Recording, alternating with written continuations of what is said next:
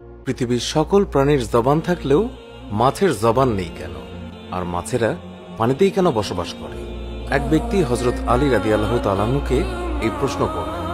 হযরত আলী রাদিয়াল্লাহু তাআলা আনহু উত্তরে বললেন, জেনে রেখো, আল্লাহ তাআলা মাছের মুখেও জবান দিয়েছিলেন।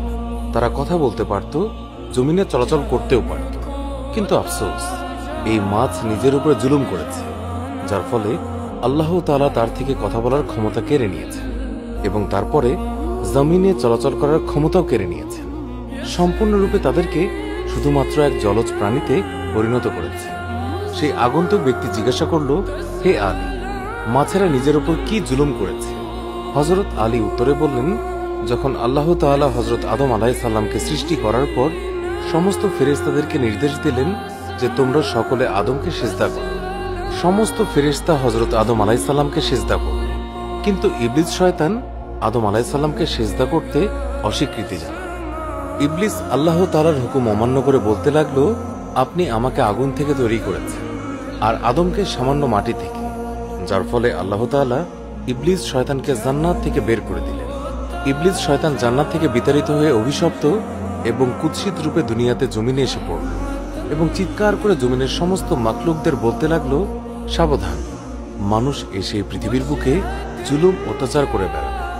এই সময় মাছেরা পানিতে চলাচল করতে পারত, জমিনেও চলাচল করতে পারত।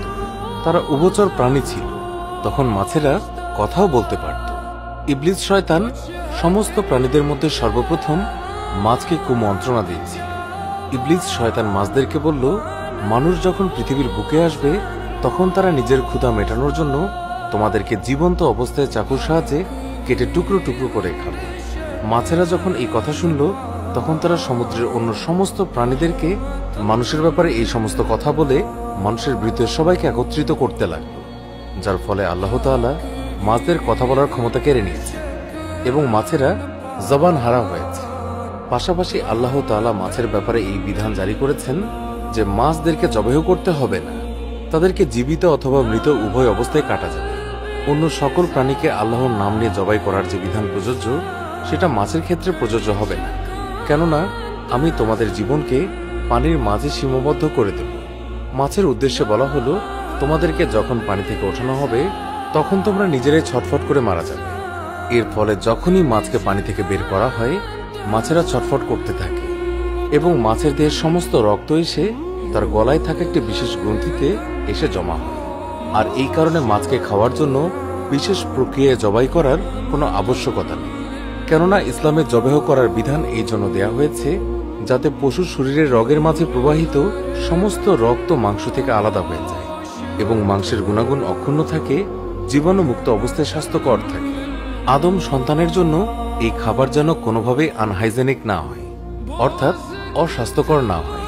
আর মাছের ক্ষেত্রে আল্লাহ তাআলার বিধান জারি করা হয়েছে, যখনই মাছকে পানি থেকে উপরে আনা হবে তখন প্রাকৃতিকভাবেই মাছ ছটফট করতে করতে মাছের দেহের সমস্ত রক্ত গলার কাছে গ্রন্থিতে এসে জমা হয়ে যাবে এবং মাছের শরীরের মাংস রক্ত থেকে পবিত্র হয়ে যায়। আর এই কারণেই মাছ জবাই না করেও এটা প্রত্যেক আদম সন্তানের জন্য মৃত এবং জীবিত উভয় অবস্থায় হালাল। সুবহানাল্লাহ।